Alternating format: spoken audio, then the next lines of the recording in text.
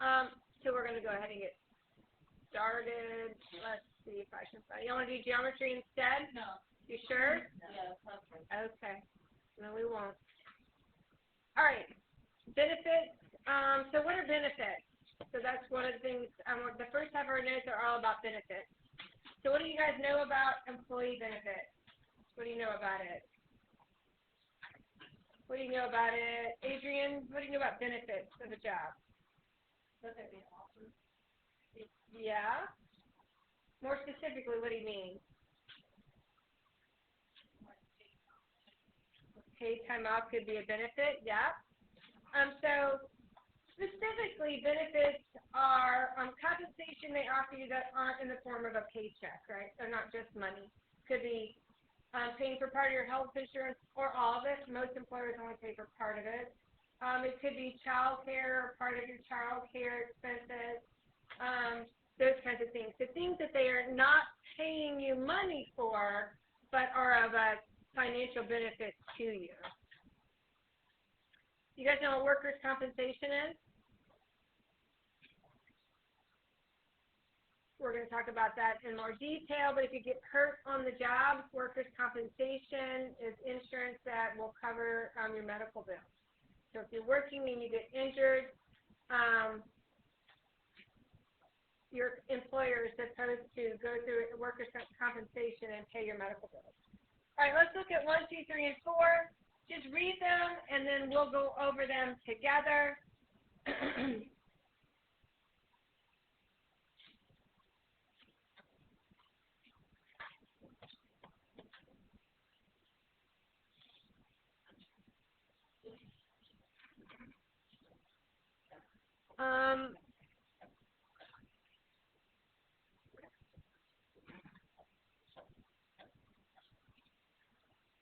Corey and Kedrick are out.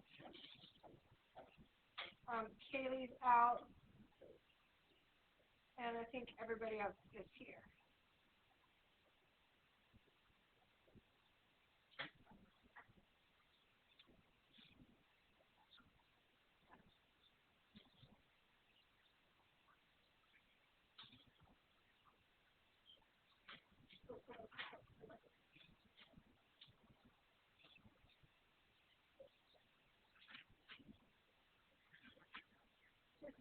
Spanish version of that.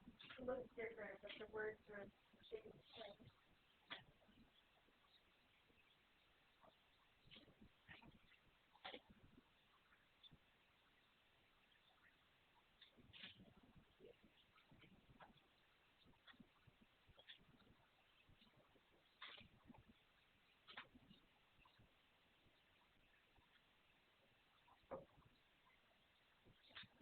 All right, what do you think?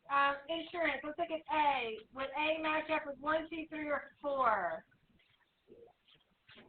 Yeah, it's a broad definition for all types of insurance. What about family health care? What does health care mean?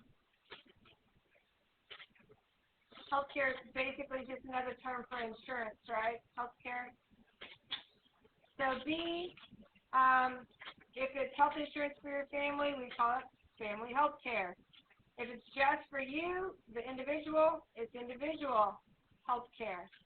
Unemployment insurance. Are there any familiar with unemployment insurance? Did you know if you lose your job, you can get paid for your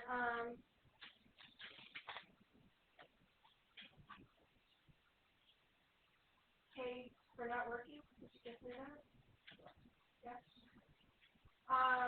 You can't be your fault that you got fired. So if you show up late to work and your boss fires you, you don't get workers' compensation. But if the company is doing poorly and has to cut back on workers and they reduce their workforce, then you get let go, they say, instead of fired. Same thing really, except it's not your fault. Then you could file for workers' compensation or unemployment insurance, and they would pay you a certain percentage of what you make for a certain period of time. There is some qualifying criteria for that. Number one, like we said, it can't be your fault that you lost your job. And also, you typically have to be actively looking for a job while you're receiving that money. And they do limit the amount of money or the amount of time period they'll pay that out, and I think it's up to 26 weeks. Paid vacation time and paid time off, those are so similar. I'm just going to go ahead and uncover them. I'm not sure how much of a difference there really is in that. Paid time off probably includes sick leave. Vacation time would not. I know all of my kids have different parameters for their paid time off, but it just depends on where you work and what they choose. So when you're looking for a job, you want to look not just for how much money you might make, but also the benefits they're going to offer you. And some companies offer more paid time off, and some companies offer less, right?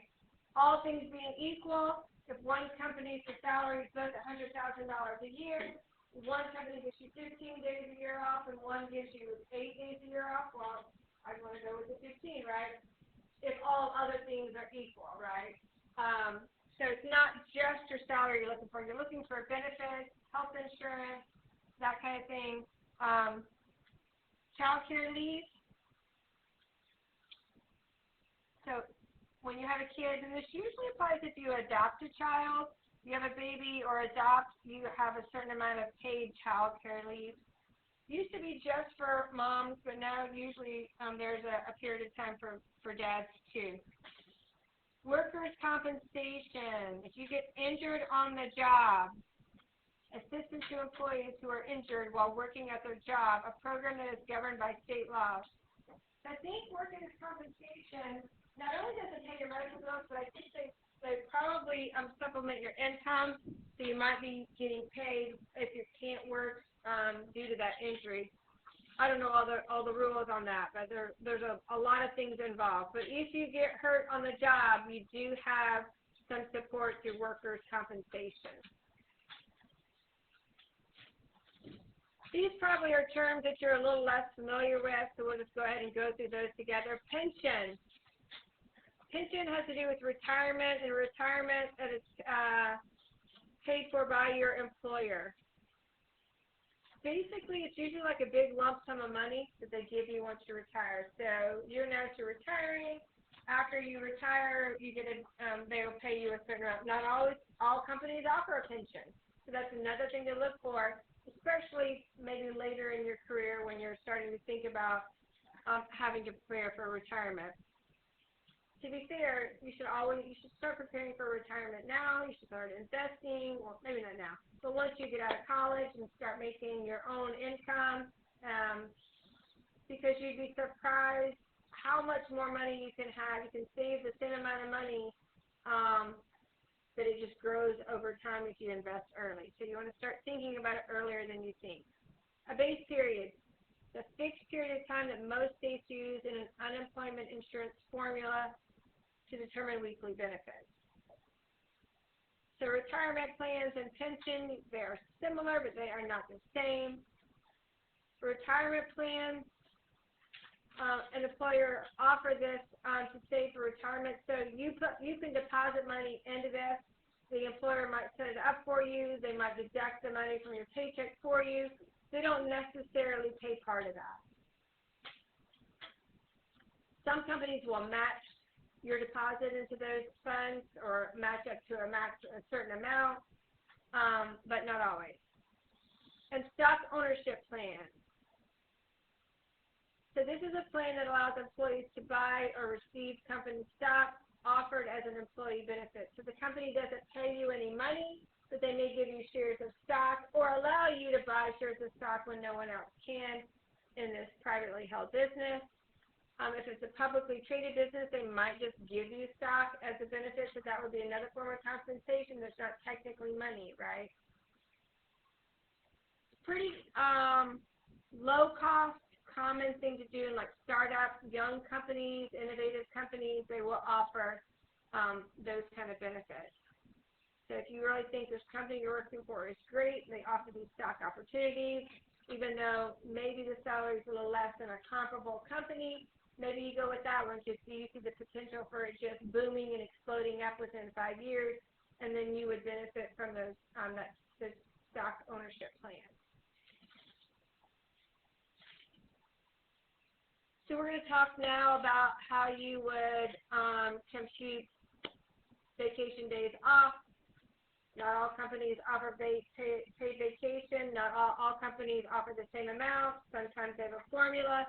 This particular company has a formula of such, pretty basic one. It says Alan works for a printing company, and it's been a little over 4 years since he was hired. Right now, he makes $54,080 a year. When he was hired, he was told that he had 5 days of paid vacation time. So when he was hired, he had worked 0 years. He got 5 years, or 5 days rather. For each year that he works for the company, he would gain another 2 days of paid vacation. So he starts with the 5, and then 2 more days after the first year. So at the end of the first year, going into that second year, now he has 7 days of paid vacation. After 2 years, 2 days times 2 years. After 3 years, 3 years times 2 days. So he's going from 5 to 7 to 9 to 11. After 4 years, he would be at 13 days. So you can use a table for this. We're also going to go over how you could compute it algebraically. This is a pretty simple formula. If you have a more complicated formula, you would benefit from being able to write the algebraic formula. So we're going to do that as well. So his number of vacation days is based on the number of years he works. We're going to call that X. We're going to say that Y is his total number of vacation days after X years.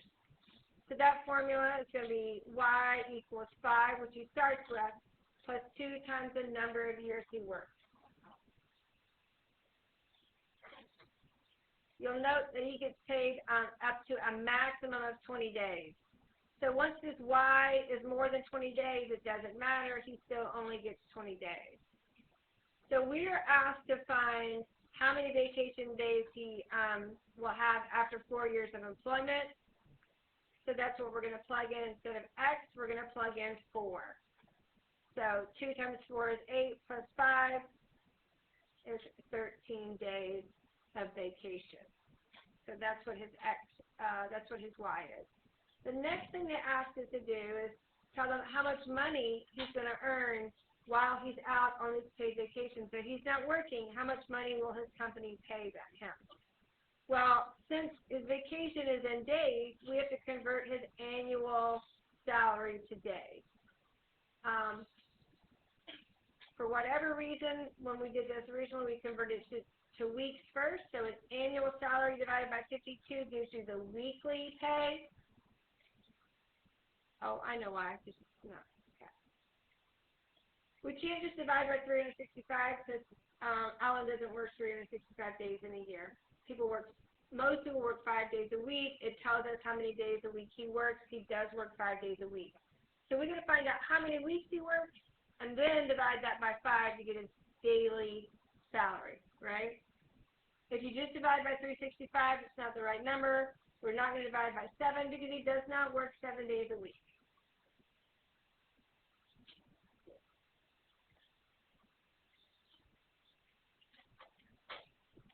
So we know that Alan makes $8 per day based on the information they gave us up here. If he's going to be out for 13 days and they wanted to know how much his company is going to pay him while he's out, it's just the 13 days times his amount per day. So he would earn $2,704 for laying on the beach.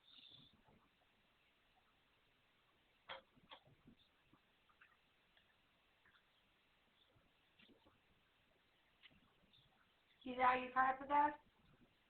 Okay.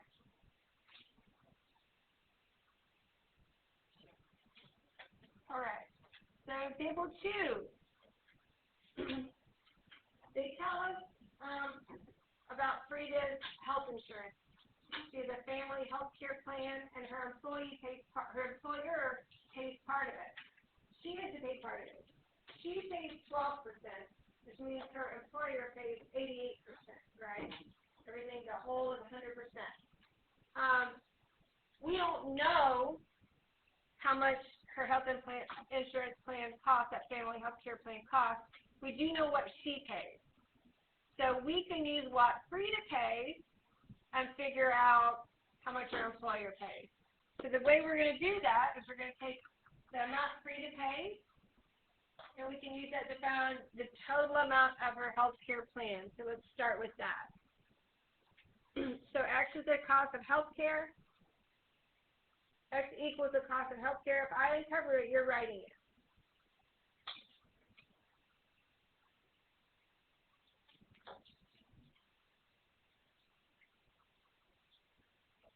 So we know that she pays 12% of the health care, and that equals $88.50. Oh, I forgot. We're going to convert it to annual because we want to know how much they pay for the year. So we're converting her pay. She gets paid biweekly. Remember, this is a little bit confusing one. Biweekly means she gets paid every 2 weeks. So if she gets paid every 2 weeks, 52 divided by 2 is 26 pay periods, right? So that's why we're multiplying by 26 here. She gets paid 26 times, which means they're deducting $88.50 from her check 26 times in 1 year. So the total cost of Frida's health care for Frida to pay is $2,301. Now that we know her total, we can use her total to write an equation and find out the total cost of her health care. That's what we're looking for here, Frida's total health care cost. So we're going to take the 12%, remember that's the same as 12%. If you've forgotten how to convert a percent to a decimal, drop the percent sign and divide by 100. That'll get you the decimal version. So we know 12% of the total health care is $2,301. That's what Frida pays. So if we divide both sides by 0.12, we're solving for X, which is her total amount, the total cost of her health care for the year. So the total cost of her health care for the year is over $19,000. The part she pays is a little over $2,000. So how much does her employer pay?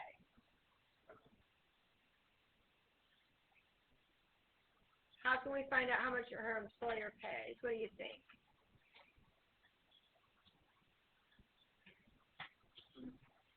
Miana, any idea? The total cost is $19,175. Frida pays $2,301. How much does her employer pay? Layla says you subtract. Miana, do you agree? What do you think you subtract, Miana? Give me some numbers.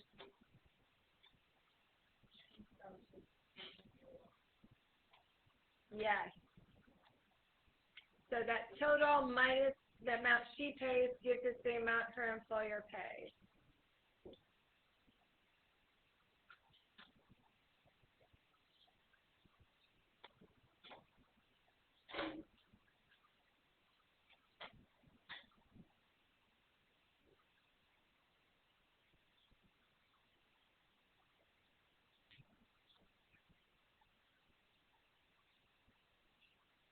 Okay. Not okay?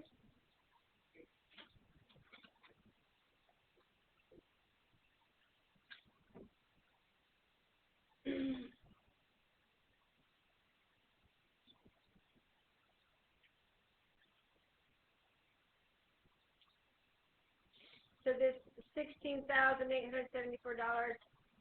looks like a monetary benefit, right? But technically, they're not paying her that. They're paying that money to the insurance company. All right, we'll come back if you need to in a minute. At the end, let me know. So now we're going to talk about a pension. Talking about Marina's pension. She works at Washington Performing Arts Center. Her company does offer a pension. Not all companies do. That is a benefit. It's optional for employers to offer to their employees. They have a specific formula they use to calculate their pension, and they basically give you the verbal version of that formula down here. They tell us that Maria is planning on retiring at the end of this year, which means she will have worked 25 years for this company. So after 25 years of employment with this company.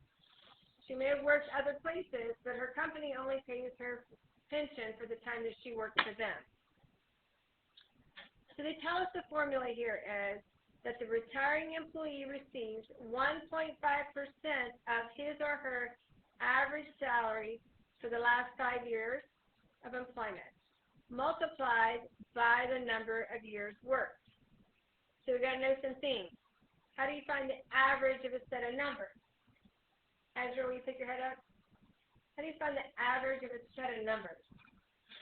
If I have 5 test scores, how do I find my test average, do you think?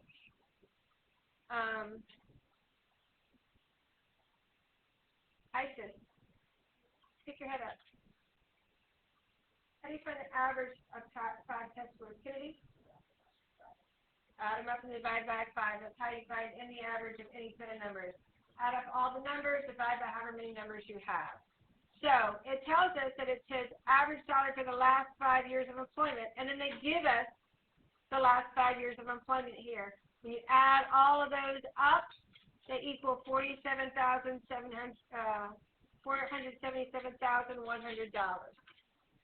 So the average of his last 5 years is going to be that number divided by 5 because it's based on 5 years, 5 numbers.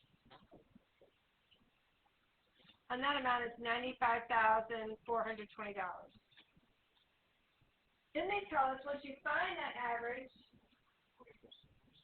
once they find that average, you're going to multiply, or you're going to take 1.5% of that. How do you find a percent of a number? How do you find a percent of a number, Chantal? What do you do to find 1.5% of $95,000? Yes, what do I multiply? 95,000. So it's 1.5 times 95,000, or 1.5%. Yeah, don't forget, that's not the same thing, right? So here, we're going to multiply by 1.5%. Remember, this is a decimal version. I just want example 3. You're supposed to be writing along with us.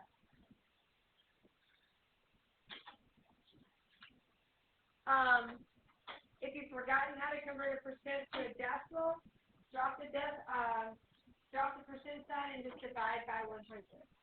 Okay? And that's how we got 0.015. So 1.5 divided by 100 is 0.015. And so for every year worked, they're going to pay her, this is her average, 1.5% times her average salary for the first 5 years. And then we have to remember they said that they are going to pay her multiplied by the number of years worked. Well, she worked 25 years. So we're going to take that number and multiply by 25. $35,782.50. Sounds like a lot of money. They're going to write her a check, deposit that into her account. It does sound like a lot of money, but when you consider her average salary is $95,000, she's not going to be working, so she's not going to technically won't be getting paid. But hopefully she'll have her Medicare and her pension and maybe another retirement plan to help pay her bills in her retirement. So remember, you get to use these notes from the test. You won't have any questions that you haven't seen an example of or have an example of in your notes.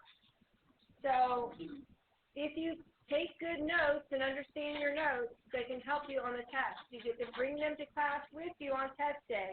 Use them for your test. Turn them in to me. Example 4, we're talking about unemployment compensation. So they don't just pay you exactly what you make. If you get let go, we like to use that term let go instead of fired when it's not our fault, right? If a company is downsizing and they have to let some employees go, then those employees are eligible for unemployment compensation. But if you make $400 a week at that company, your unemployment compensation is not $400 a week. It's just a percent of that. So it's going to be less than that, but remember, you're not working, so they're trying to help you get through until you find another job. And there are requirements in order for you to be eligible for this unemployment compensation. Number one, it can't be your fault that you got fired. You can't show up to work late, get fired, and then claim unemployment. And also, you do have to be actively looking for a job for them to pay you your unemployment compensation. So wherever Reese lives, they don't tell us which state, and it could be different from state to state. Anthony, pick your head up. Anthony, pick your head up. Thank you. They take 60% of the 26-week average. Please stop doing that. For the two highest salary quarters. How many quarters are in a dollar? How many quarters are in a year? 4, right? There's 3 months in each quarter. So it says the two highest salary quarters, which is 3 consecutive months. So for July, August, and September, October, November, and December, those evidently were her two highest paid quarters. So basically, highest paid half of the year. Okay? And that is 26 weeks out of the year. So you're going to take those two and add them, and then that will give us $18,824. So that's 26-week average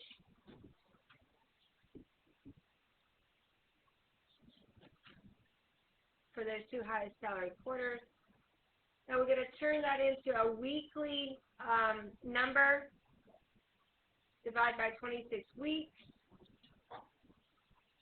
And so the compensation per week would be $720, or her average would be $724 per week for that 26-week period. But they don't give her the whole $724, right? They only give her 60% of that. We're finding percent of a number, percent times the number. So 60% of $724.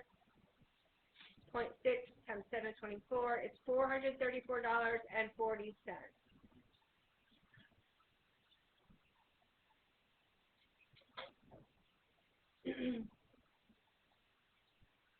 And I think you can receive benefits for up to 26 weeks.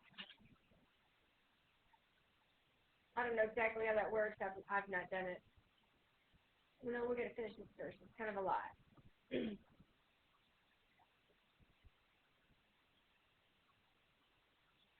Ready for me to go on? Yeah.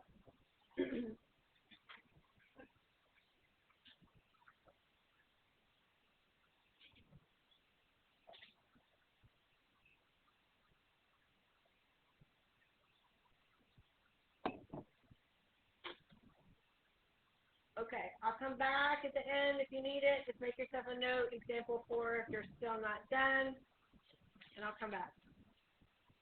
We're going to move on. The second half of our notes is all about Social Security and Medicare tax.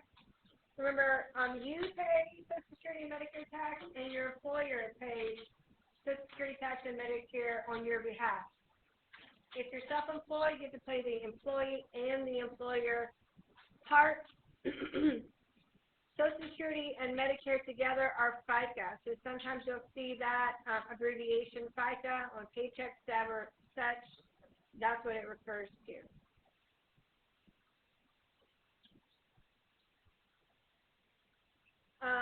The question here is, are your Social Security and Medicare benefits safe for you in a bank account? They are not. The government collects those, and then I think in theory they probably invest that money, and that money can grow to pay everybody's Medicare payments, Social Security payments when you retire. The way they do it changes from time to time, so you got to keep up on that. We're going to pop through the vocabulary pretty quickly. We have been talking about Social Security and Medicare tax. Social Security started in 1935. It provides income that covers 90% of all American jobs and provides income for people after they retire and benefits to disabled workers. How many people know their Social Security number? All right. Do you share that with your friends? people you don't know. If anybody ever calls you on the phone and said, hey, what's your Social Security number? I'm going to offer you a big deal. Do you give them your Social Security number? You never give people your Social Security number over the phone, right? Doesn't matter if you think they're somebody you know, if you think it's a company you do business with, they'll never ask you for that whole Social Security number over the phone. They might ask you for the last 4 digits. That's the way they kind of get around Social Secure, but don't ever give out your Social Security number because that is how the government identifies you. If they run up a big debt under your Social Security number, the government thinks that you've done that, and if they're not paying their bills, then you could get in trouble for someone else's bad deeds. Finally, FICA is a federal payroll tax. It's Social Security and medical programs together. It was established during FDR's presidency.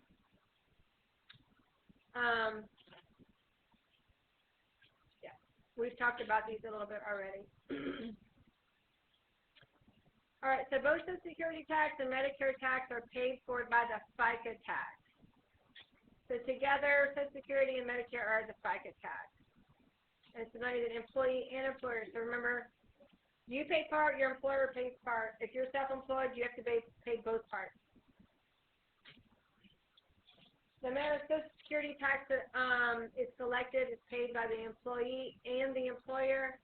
The amount that the worker pays depends on the maximum taxable income for that year, which means there will be a maximum amount of Social Security tax that you have to pay.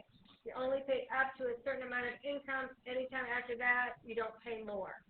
This is not the case with Medicare. There is no max on Medicare. So the maximal taxable income, as referred to in this Social Security tax sentence or explanation, is the maximum income that a person must pay Social Security tax on in a given year. And for our purposes, you'll be given that information. You don't have to know that. The amount of Medicare tax that an employee pays is a set percentage, and there are no maximum amounts. If you make more money, then you always pay more in Medicare tax. So we're going to talk a little bit about the FICA tax, the Medicare and Social Security tax in the form of a real-world problem. Ramiro got his first job in 2020, and that year's Social Security tax was 6.2% of income, up to $137,700. That is a maximum taxable income. Remember, there is that maximum taxable income is irrelevant to Medicare tax, but it does impact the amount you pay for Social Security tax. Medicare tax is 1.45%. If Ramiro earned $73,200, how much did he pay for Social Security and Medicare tax? Well, Ramiro did not make the maximum taxable income. So all we have to do to find his Social Security is take his income and multiply it by that 6.2%.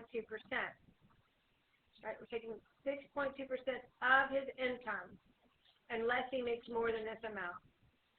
And that would be $4,539.02.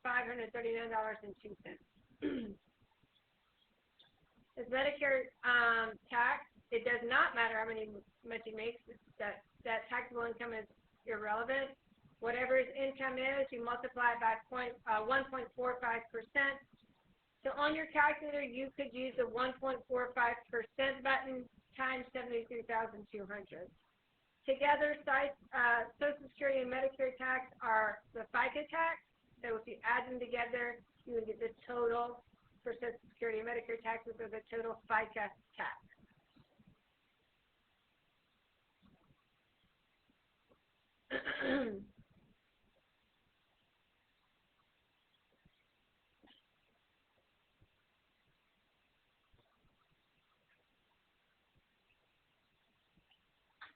Kind of boring.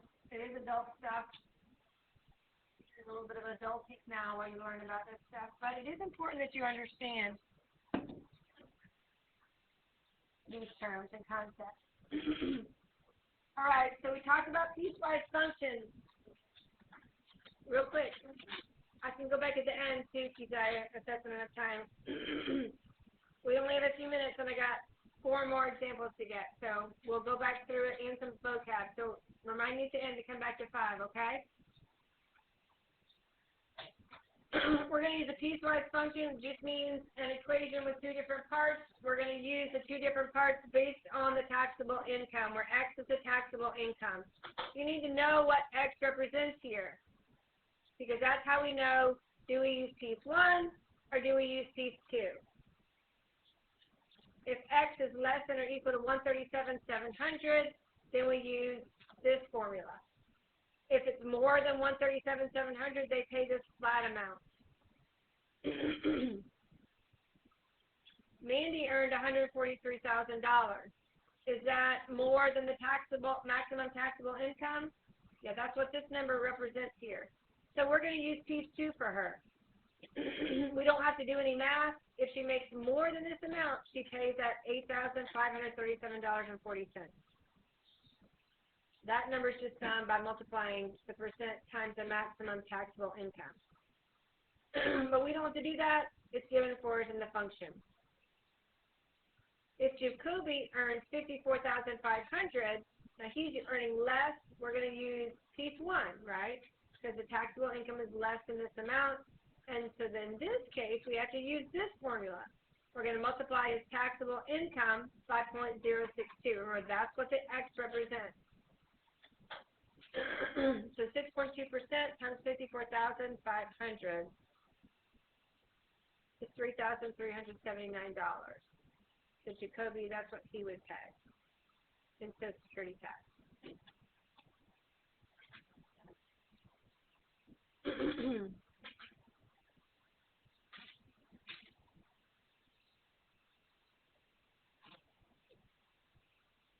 Okay. Mean works 3 jobs. Remember, if you work 3 jobs, how many W-4 forms do you have to fill out? You have to fill out one for every place you work. Different employers will file your taxes, deposit your taxes, or send it to the government. You have to have one for every place you work. So she works 3 jobs, and they tell us that the total she makes is less than the maximum taxable income of $137,700. These are her 3 jobs. If you add all of her income together for the year, she makes $87,573. We see that that is less than the $137,700.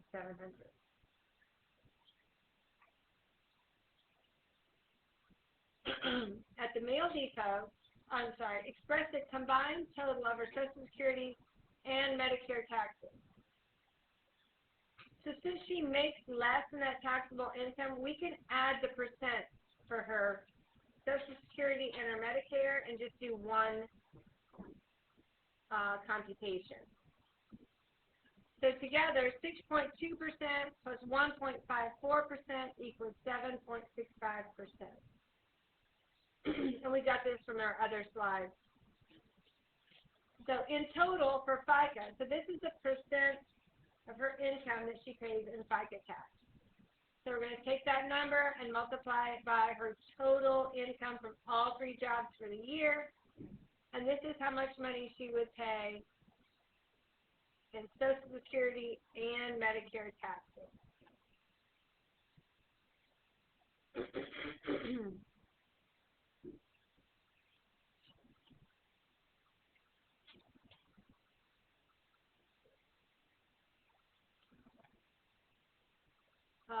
Any questions on that? And finally, so you notice the Social Security tax percentage is different. There's not always been the same throughout history. They won't stay the same in the future. In 1988, Social Security tax was 7.51% to the maximum income of $45,000. If Grace earned $51,211 in 1998, how much Social Security tax did she pay? So should we take $51,211 and multiply it by 7.51%? What should we do, Ezra? Yeah, so the maximum she would pay would be up to that $45,000. So even though she made more than that, she only pays Social Security tax on the first $45,000 she makes. If she made less than that, then we would plug that number in here. you made $30,000, we would have plugged $30,000 in.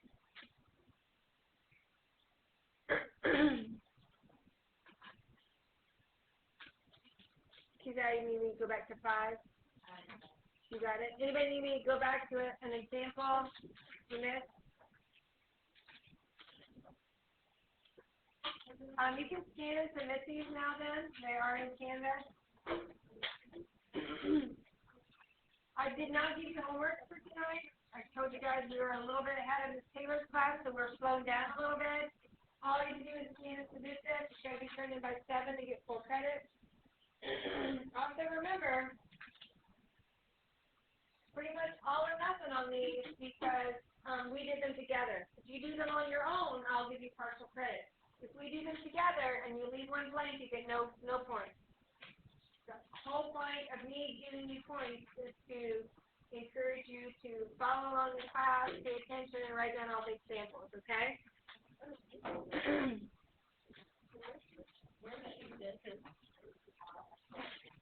I'll fix it.